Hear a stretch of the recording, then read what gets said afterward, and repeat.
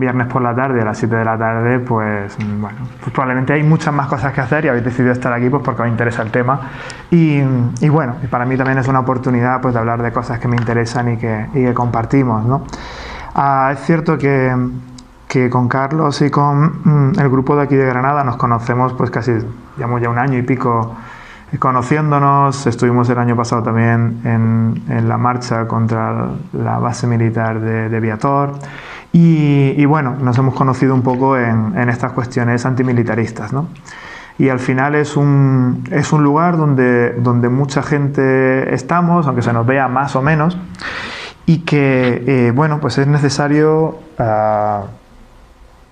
generar debate, ¿no?, en torno a esta cuestión y preguntarnos pues para qué utiliza el Estado nuestro dinero, el dinero de nuestros impuestos o el de nuestros padres, el de nuestras empresas, la gente que paga impuestos y demás, pues bueno, ¿en qué se gasta, no? ¿En qué se gasta ese dinero? Porque bueno, pues cuesta mucho trabajo conseguirlo a veces y hay tiempos en los que incluso más, ¿no? Entonces, a mí me gusta hablar del gasto militar y del militarismo pues para cuestionar muchas cosas, ¿no? Porque nos permite hablar de cómo entendemos la gestión de conflictos, cómo resolvemos los problemas que surgen en nuestras sociedades, ¿no? Y que, bueno, una de las justificaciones que existen, ¿no?, pues para tener un ejército y para tener un gasto militar es que eso, ¿no?, que es una herramienta que sirve al Estado pues para diferentes cuestiones, ¿no?, entre ellas para protegernos o para defender al país o cualquier cosa. También nos sirve pues para hablar de las guerras, ¿no?, y de cuestionar su utilidad, su necesidad, por supuesto el papel de la Fuerza Armada en nuestras sociedades. Y en sí mismo, ¿no?, es necesario hablar de gasto militar porque pues hay cuestiones que nos quedan un poco extrañas, ¿no?, y que no siempre se nos explican suficientemente en qué se utiliza nuestro dinero y por qué motivos. Todo esto del gasto militar se emplea para financiar sobre todo lo que son las Fuerzas Armadas, ¿no? Unas Fuerzas Armadas que según la Constitución española, bueno, pues sirven para defender al Estado. Muy bien. Y lo defiende, digamos, de tres maneras. Por un lado, defendiendo la integridad territorial, o eso dice la Constitución. El Ejército y las Fuerzas Armadas tienen que servir para defender la integridad territorial del Estado. Garantizar la soberanía y la independencia del mismo, es decir, que los gobiernos puedan tomar decisiones de manera autónoma y que no haya alguien externo al Estado que le obligue al gobierno a tomar una serie de decisiones en contra de su voluntad. Y luego defender la propia Constitución. Luego se nos vende también, o se nos cuenta la idea de que el ejército, bueno, se utiliza y sirve y está hecho para defender a la población y para proporcionarle seguridad a la población. Bueno, eso en primer lugar no aparece en la Constitución, ¿vale? O sea que ¿se puede utilizar para eso? Bueno, ¿qué tipo de seguridad nos proporciona el ejército? Pues bueno, podemos debatir en eso, pero en principio nuestro ordenamiento constitucional no lo contempla. Otra gente dice, bueno, es que no hace falta el ejército para protegernos frente al terrorismo. También es muy cuestionable. La Constitución no dice nada de eso y tenemos múltiples evidencias, ¿no?, incluso de los propios militares y policías que dicen que eso no es exactamente así, no es exactamente correcto y probablemente hay otras maneras más eficaces de protegernos frente al terrorismo. Y luego también hay quienes hablan de que es necesario tener un ejército con músculo, potente y demás para defender los intereses nacionales. Claro, ahí podemos preguntarnos quién pertenece a esa nación a cuya defensa de su interés va a acudir el ejército, porque en muchos casos ese interés nacional no representa a todos los miembros de la comunidad política, sino que representa el interés de algunas élites particulares, ¿no? También nos sirve el ejército para ayudar a avanzar la política exterior del Estado. Claro, todo esto son cosas para lo que el ejército nos puede servir, pero ojo, se lo están dando a nuestros gobiernos, ¿vale? Le están permitiendo al ejército que realice esas funciones sin que haya ninguna norma superior que diga que hay que hacerlo. Es una opción que toman los gobiernos de darle ese tipo de trabajo al ejército, ¿vale? Sobre eso, si interesa, luego podemos profundizar más y abordar este tipo de cuestiones, ¿no? Yo simplemente era por presentar un poco el marco, ¿no? Claro, si la Constitución plantea que es necesario tener un ejército y nuestros gobiernos se lo creen y además los dotan de una serie de funciones, constitucionales y no constitucionales, pues eso, bueno, supone una serie o impone una serie de situaciones a la sociedad que sostiene ese ejército. Por un lado, el tener un ejército, el defender o el utilizar el militarismo y el armamentismo para proteger o para que tenga una función dentro de esa sociedad, a la sociedad le impone una serie de costes. Hay un coste que es muy claro, y es que el dinero que tú te gastas desde el presupuesto del Estado en mantener un ejército, no te lo puedes gastar en otras cosas. El presupuesto del Estado es una hucha, y si tú sacas dinero para dárselo al ejército, no puedes sacarlo para pagar los salarios de los enfermeros y las enfermeras, por ejemplo. El dinero es finito. Entonces hay que elegir en qué se gasta. Bueno, hay mucha gente que defiende que es necesario gastárselo en un ejército, y bueno, esta semana con todo lo que ha supuesto el Día de la Hispanidad y demás, pues hemos visto también el uso que se hace de ese ejército y demás, ¿no? Y mucha gente muy patriota que defiende la necesidad de invertir ese dinero en ejército. A esa idea de que el dinero le puedes dar un uso, pero no le puedes dar al mismo dinero varios usos, pues es el coste de oportunidad, ¿vale? Hay que elegir en qué se gasta porque es finito y no nos llega para todo. Muy bien. Segundo, bueno, hay gente que nos defiende la idea de que es necesario tener un ejército porque eso ayuda a desarrollar una industria que alimenta a ese ejército, pues, de armas, de pertrechos, etcétera, ¿no? Entonces esa industria genera empleo. Esa es otra idea, ¿no? La industria militar es importante porque ayuda a la defensa del Estado y además es que genera empleo, ¿no? Claro, eso, si seguimos las lógicas capitalistas que rigen el modo, ¿no?, de relacionarnos en España y en muchos lugares del mundo, y donde lo que se prima, ¿no?, en muchos casos es la eficiencia económica, y te dicen que una industria es rentable si es capaz de producir beneficios, y si produce beneficios se puede mantener, y si no los produce y tiene pérdidas, pues lo normal es que cierre, porque el mercado la penaliza y debería cerrar. Este tipo de cosas, ¿no? Y qué curioso que el Estado, claro, se encuentra con que la industria militar generalmente es muy poco eficiente económicamente, no genera beneficios per se. Necesita o bien contratos públicos del Estado, que le compra cosas directamente, y por lo tanto es como si fueran ayudas públicas que le da a esas industrias para que generen una producción, porque se la va a comprar el Estado, o bien directamente tienen que darle ayudas, ¿no?, financieras para sostener esas industrias, porque son industrias, se supone, estratégicas para el Estado, ¿no? Cualquier otra industria normal o cualquier otro sector productivo, si no es eficiente, el Estado normalmente deja que se hunda. Se aplican las leyes del mercado y bueno, y se deja. Sin embargo, se hacen excepciones con este tipo de industrias porque se les considera necesarias, ¿no?, en muchos casos. Y tenemos el ejemplo de parte, ¿no?, de esa industria española armamentística, por ejemplo, Navantia, ¿no?, los astilleros y demás. Bueno, y luego también, ahora que estamos en un mundo que ha empezado a preocuparse por el cambio climático, pues no podemos dejar de señalar, ¿no?, que la mayor o una de las huellas ambientales más grandes que se generan en el mundo por las industrias, la genera el ejército y las industrias que lo alimentan. El ejército de Estados Unidos solamente contamina más que un tercio de los países del mundo. Solamente la industria militar estadounidense y sus soldados, sus herramientas para hacer la guerra, etcétera, allá donde están, genera una huella ambiental que es superior a la de, como os digo, un tercio de los países en el mundo.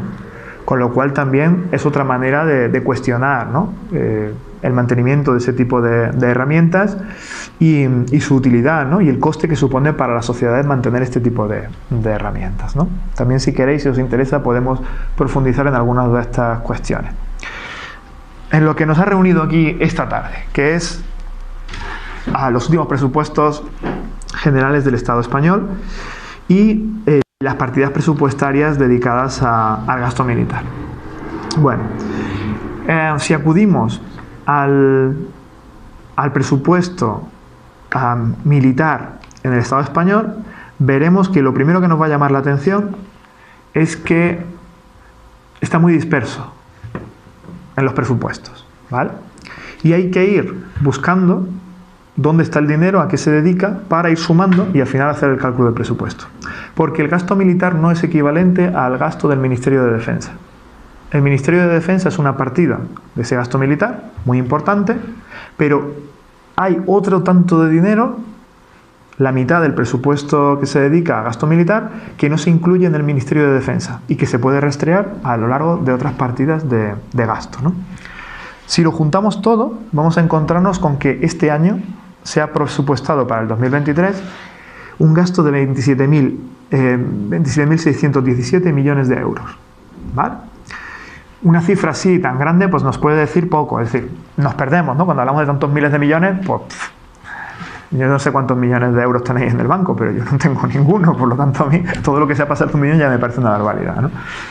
Entonces, claro, ya empezamos a entender un poco qué es ese gasto si nos dicen, bueno, si eso lo dividimos entre los 300 y pico días, ¿no?, que tiene un año, pues nos sale que cada día el Estado español está gastando 75 millones de euros en ejército, en comprar armas, en pagarle los sueldos a los soldados, etc.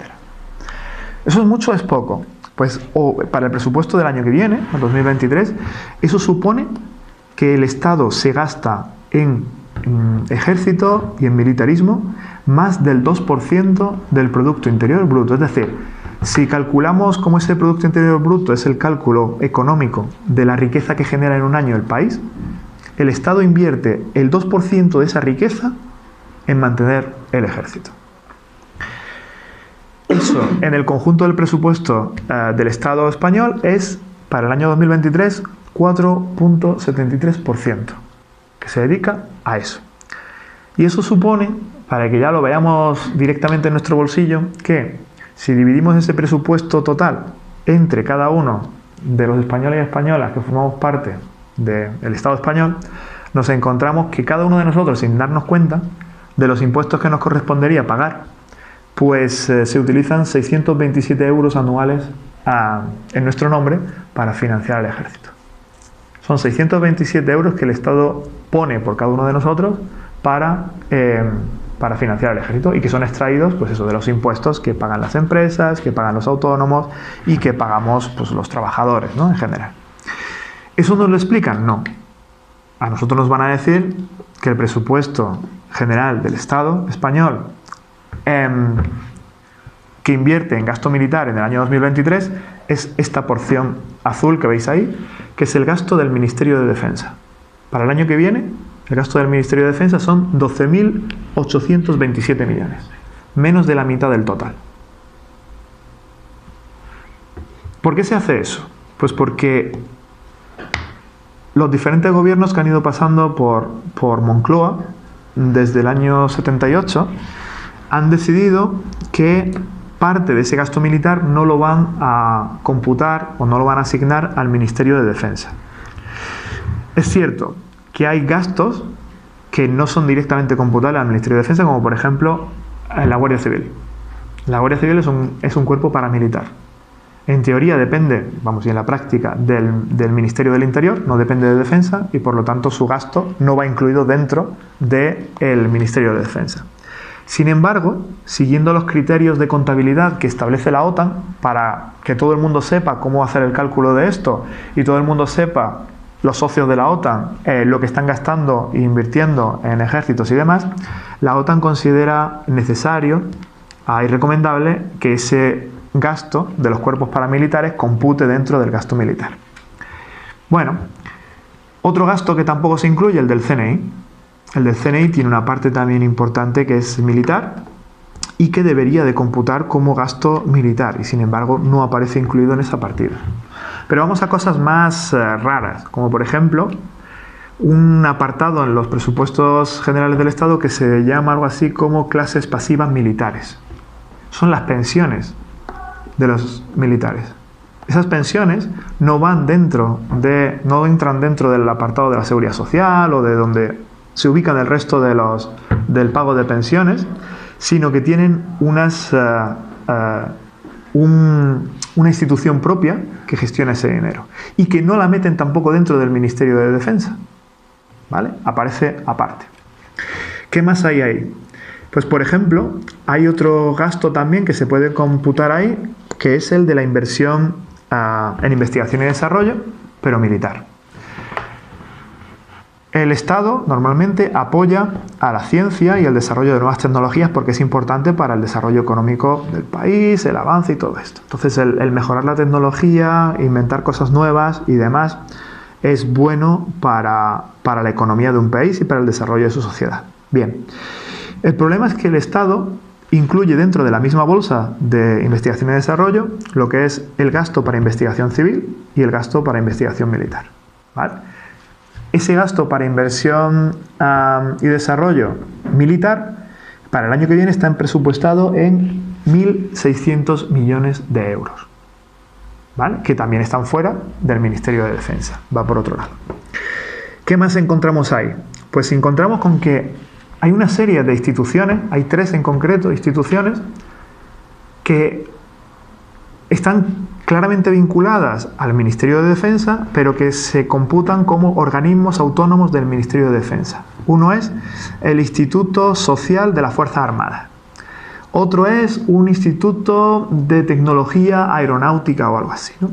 Y hay otra más. Esos 3, en vez de meterlos dentro del Ministerio de Defensa, técnicamente están apartados de él, son instituciones diferentes, pero en realidad son instituciones muy vinculadas al ejército, a las Fuerzas Armadas y que evidentemente ese gasto, ¿no?, se escatima también, o digamos no se incluye dentro del gasto del Ministerio de Defensa.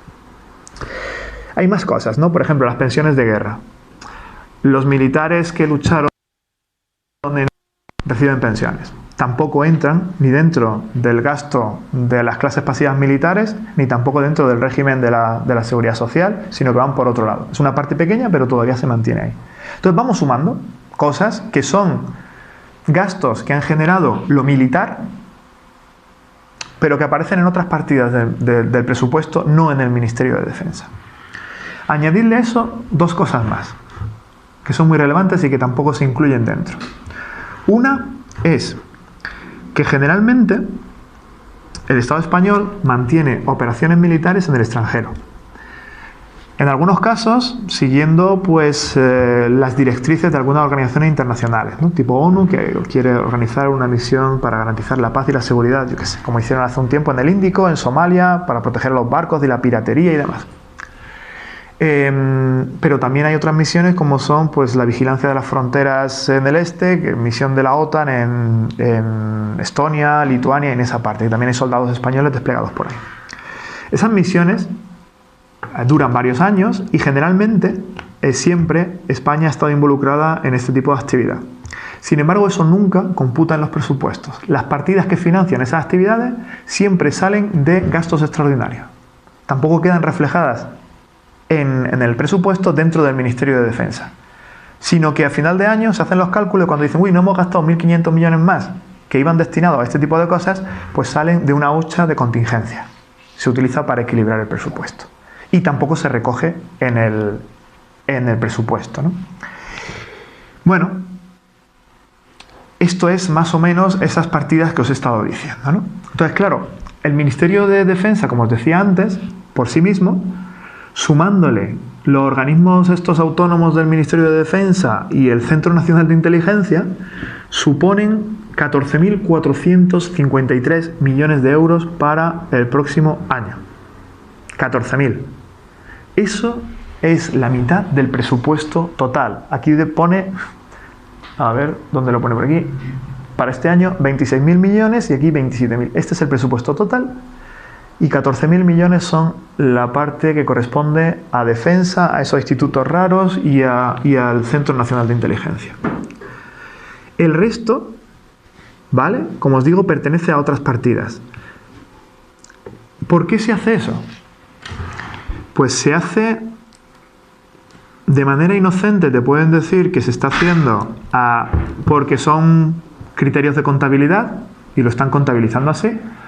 Pero hay una cuestión de fondo más profunda, y es que no es lo mismo que tú le digas a la opinión pública que te gastas 14.000 millones de euros en el ejército, a que les digas que te gastas 27.000. ¿Vale? Es el doble. Y ya puede haber más gente que diga, oye, pues no es tan poco, ya nos gastamos más, ¿no? Sobre todo cuando te están diciendo también que es que España, y ese es el mantra que nos han repetido sistemáticamente, que España gasta poco en defensa, gasta poco en mantener un ejército. Claro, si contabilizas solamente lo del Ministerio de Defensa, pues comparado con otros países puedes decir, vale, pues a lo mejor se gasta poco. Si en realidad rastreas lo que se ha estado gastando realmente en gasto militar, incluyendo todas estas cuestiones, pues ya no se gasta tan poco. Se gasta el doble de lo que se estaba pensando.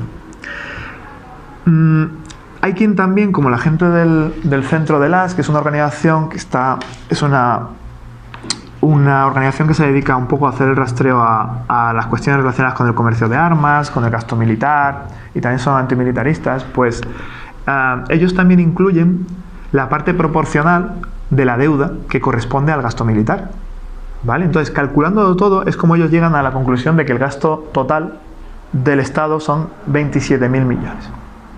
Esto supone un aumento del 11% con respecto al año 2022, ¿vale? En un momento en el que se supone que estamos en un periodo de relativa crisis, con el tema del problema energético, con todavía la recuperación después de lo del COVID y estas historias, ¿no? Entonces, bueno, es una cuestión creo, ¿no?, que sería interesante que el Estado, ¿no?, y que el gobierno fuera capaz de discutir por qué es necesario invertir este dinero en gasto militar, ¿no?, cuando es un gasto importante y además se eleva, ¿no?, de un año para otro en un 10%. Fijaros el salto es importante. Os he dicho que el gasto del año 2023 es 75 millones de euros diarios. Supone un salto importante de lo que se vienen gastando en los años previos, ¿no?, en el año 2020 y en el año 2021. Ahí, en el año 2020, se invertía por cada persona del Estado español 420 euros en ejército. Ahora estamos hablando de que se invierten 600 y pico. Mucho más, ¿no? Y luego es también interesante otra cuestión, y es que hay otra partida del presupuesto del Estado que en definitiva también es gasto militar, pero se dedica o está dentro de una categoría que se llama inversiones. Inversiones son cuestiones que hace el Estado de comprar cosas y de invertir dinero y demás. Entonces, una de las cosas que compra para alimentar el ejército es armas. Eso se computa en el presupuesto en otra partida diferente. En los últimos años, como veis, son más de 3.000 millones, casi 4.000 en 2021, pero es que este año, de pronto, se dobla la cantidad.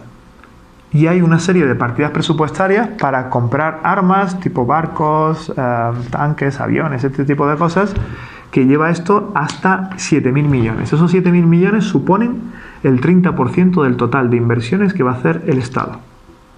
De las compras que va a hacer el Estado, de material, de edificios, de cualquier cuestión, pues de cada 10 euros, 3 se los va a gastar en armas. La pregunta sería, ¿necesita el Estado español eso? ¿Necesitan las personas que viven dentro del Estado español esas armas? ¿Necesita ese ejército que tenemos? Pues son cuestiones que podemos debatir, ¿no? Y sobre todo, esto duele más cuando lo pones en perspectiva, ¿no? Sabéis todas que hemos sufrido una crisis económica después del 2008 y que hubo que ajustarse el cinturón y que la austeridad y la reducción del gasto público y demás. Aquí tenéis en el Estado español una gráfica que recoge el porcentaje de disminución del gasto público en distintas cuestiones, ¿no?, comparando el año 2008 hasta el año 2017. Bueno, pues en esa década vamos a ver cómo el gasto, por ejemplo, en infraestructuras, la inversión en construir carreteras, en hacer escuelas, en este tipo de cosas, se redujo durante esos años un 60%. ¿Vale? Un poquito más del 60%. El gasto en cultura se redujo un 35%. ¿Vale? El gasto en políticas activas de empleo y demás en casi un 30%. El gasto en I+D civil se redujo un 20%. Eso nos afectó también a las personas que trabajan e investigan en las universidades. En educación el gasto fue un poquito más pequeño, fue del 15% aproximadamente. Y en sanidad un poquito menos del 10, ¿no? Fue la partida que menos se recortó. Pero si vamos al gasto militar, vemos que el Ministerio de Defensa, y oficialmente lo que te dicen durante aquellos años, es que los gobiernos que estuvieron en aquellos momentos vendían la idea y presentaban la idea ante la opinión pública española de que, bueno, el gasto militar también se había recortado mucho. Y ellos decían que se había recortado mucho, un 15%. Claro, un 15% es mucho. Pero cuando lo comparas con lo que han recortado en otros sectores, pues al final es de los sectores casi que menos han recortado. Pero es más, el Ministerio de Defensa es cierto que habían recortado el 15%. Pero si incluíamos el resto de partidas que os he enseñado antes, el gasto militar no era tanto. Habían recortado más del Ministerio de Defensa, pero el resto de cosas las habían dejado bastante como estaban, ¿no? Entonces, bueno, esto nos muestra una cosa, y es que los gobiernos en general que han estado gobernando España en los últimos años, cuando se plantean las políticas de defensa en España, tienen una visión parecida o muy similar, y están dispuestos a sacrificar muchos servicios y muchas cuestiones que afectan de diferente manera a la sociedad española, pero una de las últimas cuestiones que tienden a sacrificar es la inversión militar, el gasto militar, ¿vale? Eso es algo que está manifiesto, y en el momento en el que nos están presentando ahora, ¿no?, estos presupuestos expansivos, unos presupuestos los más sociales, ¿no?, de la historia del país, dices tú, hombre, pues a lo mejor son los más sociales, pero a lo mejor también son los más militaristas, ¿no? Entonces, ¿nos hace falta eso? Pues sería discutible. Esto hace parte, y España se inserta en ese espacio, ¿no? El Estado español se inserta en un mundo donde, desgraciadamente, en la última década asistimos a un aumento del gasto militar, que se va a acelerar más incluso con la guerra en Ucrania, ¿vale? Pero que no se debe a eso. Es una corriente que ya viene siendo más profunda y que lleva recorriendo el mundo en general desde principios de la década de 2010, y que esa década y también lo que ocurrió a partir de la entrada del milenio, ¿no?, con la guerra contra el terrorismo y todas estas historias, han hecho que una serie de avances que hayamos tenido en la sociedad internacional, como fue la reducción del militarismo y del gasto militar después de la Guerra Fría, en los años 90, pues hemos visto cómo eso se ha ido al traste, y en las últimas décadas vemos una espiral de crecimiento del gasto militar en general, ¿vale?, a nivel global. Y España está siendo parte de esa tendencia.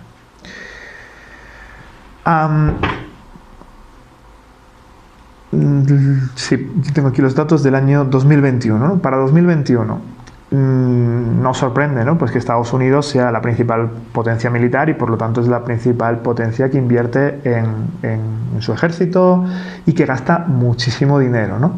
Del total del gasto militar mundial, casi el 40% pertenece a Estados Unidos. Eso le permite tener una superioridad militar también sobre el resto de la sociedad internacional bastante importante. Luego, ya a una distancia importante le siguen China con el 14%, la India, que también invierte una gran cantidad de dinero y de su presupuesto en su ejército, Reino Unido, y en quinto lugar aparece Rusia, ¿no? Luego siguen algunos países europeos, y por ahí aparecen Arabia Saudí, que ha gastado también en los últimos tiempos una cantidad ingente de dinero en su ejército, Japón y Corea del Sur, ¿no? Bueno, claro, el gasto militar, tú puedes gastar mucho en el ejército, pero lo que determina realmente el peso de ese gasto es lo que te supone para la economía de un país o para los presupuestos de un país, ¿no? Es el tanto por ciento sobre el Producto Interior Bruto, por ejemplo, que se invierte, ¿no? Entonces, claro, ahí, si os fijáis, España está más o menos en la media europea, ¿no?, para los últimos años, que la media europea de gasto militar está en torno al 1,8%, y en general el gasto militar en el mundo supone más o menos el 2,2% del Producto Interior Bruto mundial. De todo lo que se produce en el mundo, el 2% se invierte en estas cuestiones. En América el peso que tiene es un poquito menos, porque la economía estadounidense es muy potente y puede sostener ese gasto de mejor manera. En otras economías, por ejemplo, como las de Oriente Medio, donde las economías son más frágiles, el tener un gasto militar importante ahí pues supone un porcentaje muy elevado de sus presupuestos, ¿no? Lo interesante de esto es compararlo con lo que supone, ¿no?, ese gasto. Es decir, si te lo gastas en el ejército, ¿en qué no te lo estás gastando? ¿No? Calcular el coste de oportunidad. ¿Sabéis lo que son los objetivos del milenio, ¿no? ¿Objetivos de desarrollo sostenible? Sí. Más o menos, vale. Pues eso es algo que se puso en marcha a principios del milenio, más o menos, y que planteaban el horizonte del año 2030, que ya lo tenemos casi a la vuelta de la esquina. Hace 20 años pues estaba mucho más lejos. Y entonces se plantearon una serie de objetivos en diversas áreas, ¿no? Si se alcanzaban esos niveles de bienestar, ¿no?, que se planteaban para distintas cosas, digamos que se podía garantizar que el conjunto de la población en el mundo tendría unos niveles de seguridad humana, de protección, vivirían bien y, bueno, era un objetivo deseable, ¿no?, para el conjunto de la sociedad. Vale. Esta organización, que es el CIPRI, que es el Instituto de Investigación para la Paz Internacional de Estocolmo, el CIPRI, se dedica también a nivel internacional a hacer lo que hace el Centro de las, que es pues analizar el comercio global de armas, analizar el gasto militar y algunas otras cosas más, ¿no? Entonces ellos, cuando estábamos llegando al 2015, que era la mitad del camino a recorrer hasta el año 2030, se plantearon que, vamos a ver, ¿cuánto dinero gastaban a nivel del año 2015 la sociedad internacional en el ejército? Y dijeron, pues se gastaban 1.600 billones. Hoy son ya 2.200 o 2.100 millones de dólares, ¿no?, en aquel caso, en aquel momento. Bueno, pues de esos 1.600 billones de dólares que nos gastamos en el ejército, si se invirtiera una parte de ese dinero en las cuestiones que había que mejorar, por ejemplo, en el tema de comunicaciones, en el tema de transportes o en el tema de pobreza y hambre, por ejemplo, en el tema de pobreza y hambre, si se utilizaba el 13% del presupuesto de ese dinero en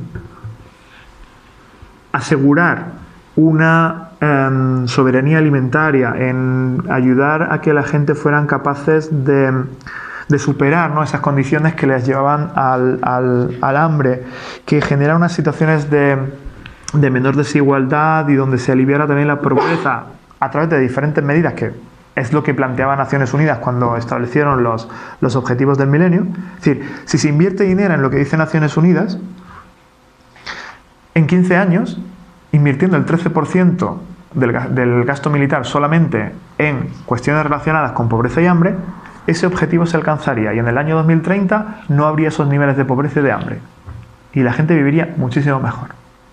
Dicen lo mismo con la educación. Si se invierte el 12% del presupuesto militar del año 2015 al año 2030 en la mejora de la educación, tendremos que se habrán conseguido los objetivos que se habían planteado sin ningún tipo de problema. Y la gente pues sabrá leer, escribir, tendrán acceso a formación y bueno, podrán mejorar sus condiciones de vida. Con la salud incluso menos. Hablaban de un 5% del presupuesto. Si te gastabas parte de ese dinero que se invierte en gasto militar, si lo invertían en mejorar los sistemas de salud en los distintos países, con el 5% del presupuesto se podría alcanzar unos niveles de salud adecuados en el conjunto de las sociedades que forman parte del mundo, ¿no? Y así lo van planteando con algunas cosas. Es decir, si en vez de gastarnos el dinero en comprar armas y mantener un nuevo ejército, nos lo gastamos en otras cuestiones, llegaríamos a formar y a crear una sociedad mucho mejor donde las personas vivirían con parte de sus necesidades básicas resueltas, ¿no?, con gran parte de ellas. Y esos objetivos que nos planteamos a principios del milenio como unos objetivos deseables y demás serían alcanzados sin problemas, ¿vale? Aquí volvemos al tema del coste de oportunidad. Pero fijaros, ¿no?, y desgraciadamente la pandemia nos ha puesto de bruces contra esto, ¿no? Cuando nos dicen que es necesario mantener un ejército, lo que te dicen es que es necesario para garantizar la defensa del Estado, y ya también se animan y dicen para la defensa de la población. Cuando nosotros vamos a ver qué mata a la gente en España, y lo podéis hacer el rastreo en las últimas décadas sin problema, claro, nos lo ha mostrado más la epidemia de COVID. A España no la ha matado, a los españoles y a las españolas no las ha matado una invasión del ejército ruso, ni una invasión del ejército marroquí, ni siquiera atentados terroristas. Ha habido algunos, pero no ha matado a la gente por miles. Lo que ha matado a las personas españolas por miles ha sido una epidemia. Eso es lo que ha amenazado la vida de las personas y su seguridad. La pregunta es, ¿podemos defender a las personas de esas epidemias con tanques o con soldados? No. Entonces, lo mismo tenemos que replantear el modo en el que construimos la seguridad de las personas. Porque a lo mejor esto que nos están vendiendo de que necesitamos un ejército para la defensa de la población, pues a lo mejor es importante, ¿vale? Pero es que hay otras cuestiones que amenazan por lo menos a las personas que viven en España. Aquí hay otras cuestiones que las amenazan, ¿no? Y yéndonos ya más allá del COVID, que eso lo ha mostrado claro, es que en España pues mueren 4 o 5.000 personas todos los inviernos por pobreza energética, es que por tabaquismo son 7.000 o 8.000 personas las que mueren, y así podemos ir sumando muertes. Entonces, la principal amenaza para la población española, a pesar de que la percepción de las personas en España sea otra, porque te van a decir, la principal amenaza para nuestra seguridad es el terrorismo, ahora va a ser que Rusia nos invada. Yo qué sé, por supuesto, ¿no? El empleo, todo eso amenaza tu seguridad, perfecto. Pero lo que está matando a la gente son, pues eso, cuestiones muy relacionadas con temas sanitarios, etc. Bueno, claro, eso, ante esas cuestiones el ejército no nos protege. Por lo tanto, yo creo que es importante, ¿no?, presentar estos debates a la población, sobre todo para ir desmitificando algunas cuestiones y para poder entablar debates que permitan orientar ese gasto del Estado hacia cuestiones que sean realmente útiles para las personas y para su seguridad y para su protección, ¿no? Entonces, la epidemia de COVID nos puso de bruces con eso. O sea, en el año 2021 ya estábamos en plena epidemia. Había empezado en el año 2020, si yo no recuerdo mal, ¿no? En marzo o por ahí. Bien. Estos presupuestos del año 2021 pues se negocian en 2020. En 2020 ya se sabe lo que hay. Aún así, el Estado español se gasta 21.000 millones de euros en gasto militar. Y lo que es sangrante, porque es que lo ves ahí, las prioridades políticas. En plena epidemia, están dispuestos a gastar en investigación y desarrollo 800 millones para seguir desarrollando programas de armas nuevos, mejorar la tecnología armamentística y demás, pero en I+D, para investigar temas sanitarios, y estamos en plena epidemia COVID que se está llevando a la gente por miles, se gastan, no llega a 300 millones. ¿Vale? Entonces eso te está mostrando pues que no se entiende la seguridad y la defensa de una manera que en realidad está excluyendo a las personas. O sea, se está pensando en la seguridad del Estado, se está pensando en algunos intereses de alguna gente, pero no se está pensando en la seguridad de la mayoría de las personas que viven en España, ¿no?, que se están muriendo en ese momento por una epidemia. Bueno, y se plantea también tradicionalmente cuando, por ejemplo, en esta paradoja, ¿no?, de lo que el Estado dice que está haciendo y lo que realmente podemos decir que hace. Claro, a nivel internacional se supone, o se puede entender, que parte de la conflictividad que hay en el mundo y demás tiene que ver con unos conflictos, pues o por recursos o por problemas que existen por mala gestión en algunos países o múltiples cuestiones, ¿no? El tema está en que a nivel internacional España, como parte de las cosas que hace para contribuir a la construcción del paz en el mundo, es destinar una serie de fondos a esas cuestiones a partir de los fondos de desarrollo, ¿no?, de ayuda al desarrollo. Como veis ahí, por ejemplo, para el año 2020, España ha donado en ayuda oficial al desarrollo más de 2.000 millones. Eso parece una cantidad de dinero importante.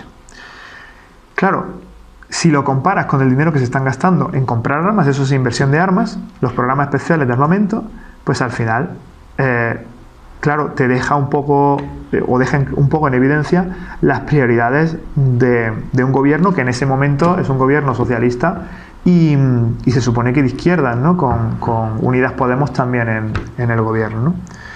Entonces, por eso os decía antes que esto es una cuestión que extrañamente hay un consenso en la clase política de excluir estas cuestiones del debate público.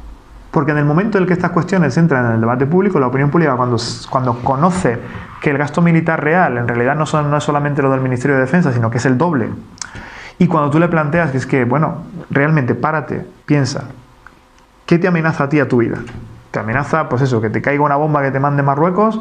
¿O te amenaza más, pues eso, que pilles alguna enfermedad y que puedas ir que tenga atención sanitaria que te pueda salvar la vida en ese momento, ¿no? ¿Qué te puede proteger más? ¿Un soldado o un médico o tener un centro de salud cerca, ¿no?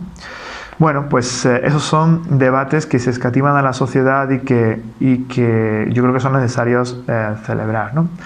Aquí tenéis otra infografía que hacen también la gente del Centro de las, pues comparando, ¿no? En ese momento de pandemia las inversiones previstas en armamento y lo que se podía hacer con ellas, ¿no?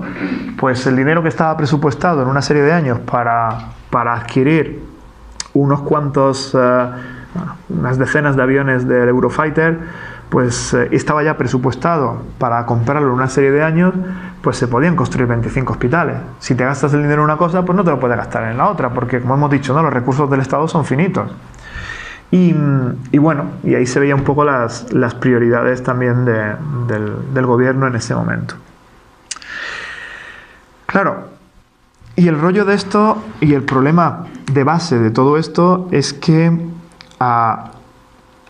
se entiende que el mantenimiento del ejército es necesario porque proporciona seguridad, ¿no? Porque permite la defensa del país. Como os digo, eso es cuestionable desde muchos niveles, ¿no? Y también pues porque se mantiene la creencia de que las guerras son necesarias, son inevitables y por lo tanto tenemos que tener herramientas para hacerlas bien y mejor que otros, ¿vale? Pero en realidad lo primero que nos damos cuenta cuando se produce una guerra es que los que ganan con ello son los que venden las armas. Eso es algo que a todos nos suena, pero duele mucho cuando lo ves gráficamente. Esas son fotos de la evolución de las acciones de 4 de las principales empresas armamentísticas del mundo: BAE, Lockheed Martin, Leonardo y tales, ¿no? 3 de ellas son europeas y Lockheed Martin es estadounidense. Bueno, a partir del día inmediatamente, cuando empieza la guerra en Ucrania, todas ellas disparan su cotización en bolsa. Inmediatamente, la primera semana ves cómo están aumentando un montón, porque se espera, ¿no?, que esta gente van a alimentar y se van a ser beneficiadas del consumo de armas que se va a producir en ese contexto, ¿no? Entonces, bueno, los vendedores de muerte, ¿no?, acaban ganando siempre mucho con estas cuestiones. A ver, fijaros, por llevarlo un poco a nuestro ámbito cercano aquí en Andalucía, ¿no? Andalucía es el segundo territorio en el Estado español más militarizado. Tenemos presencia de las Fuerzas Armadas en las principales capitales en las capitales de las provincias de Andalucía y en gran parte de sus territorios. Después de Madrid, somos la comunidad autónoma que más presencia de soldados de las Fuerzas Armadas españolas tenemos. Es decir, hay 24.000, el año pasado, ¿no?, había 24.000 soldados, personal de las Fuerzas Armadas desplegado en nuestra comunidad autónoma. Sobre todo en Cádiz y en Sevilla, unas 15.000 personas, pero bueno, al final hasta en Jaén había como 28, 29 militares, algo testimonial, pero también estaban allí. Aquí en Granada tenemos. ¿Dónde lo tenemos aquí? ¿Qué instalaciones militares tenemos en la ciudad de Granada? ¿Os suena alguna o no? Aquí al lado, ¿no? Aquí al lado hay un cuartel, un poquito más hacia allá, Mondragones. Tenemos el centro de doctrina y mando del Ejército de Tierra Español, el MADOC, que se autodenomina el cerebro del ejército y que lo tenemos aquí en la ciudad. Y tenemos algún cuartel más, y en la sierra tenemos radares, y en la costa tenemos también radares, y convivimos con esa presencia, ¿no? en nuestras ciudades. Pero es que tenemos el militarismo y el ejército en los colegios. Y ahí, Carlos, seguro que habéis recibido en alguno de los colegios la visita de los militares a través de los programas de fomento de cultura de defensa, exclusivamente militar, y es una manera de legitimar, ¿no?, la acción y la necesidad de tener un ejército y contarle a los estudiantes de secundaria, ¿no?, será las bondades del ejército.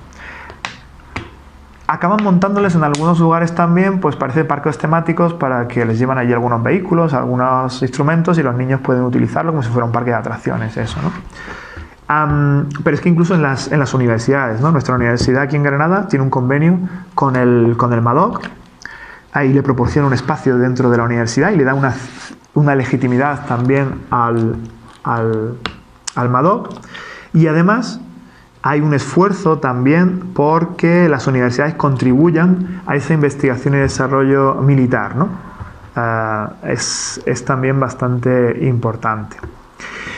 Y luego, bueno, pues tenemos un montón de espacios que están cerrados al uso y disfrute de la población andaluza porque es de uso militar. Sobre todo en las costas de Cádiz, por ejemplo, hay algunos territorios, y luego también los que ceden a las bases aéreas y navales estadounidenses, ¿no? Por ejemplo, en Rota y en Morón. Tenemos en Gibraltar también pues un estacionamiento permanente de un regimiento británico, y luego también un lugar de abastecimiento y de reparación de submarinos nucleares. Bueno, submarinos y llegan muchos nucleares también a las costas de Algeciras, ¿no? De la bahía de Algeciras. ¿Qué os voy a decir de la presencia de los militares en todas las procesiones de Semana Santa, ¿no? O la salida de la Legión también acompañando todo esto. O sea, esto del militarismo lo tenemos en nuestras calles, aquí en Andalucía, ¿no? Lo que vamos a tener como os he dicho, con la guerra en Ucrania es un reforzamiento de eso, ¿no? Les está dando el miedo a que Rusia continúe su expansión por toda Europa, pues hace que se alente, ¿no?, esa idea de que España necesita un ejército, ¿no?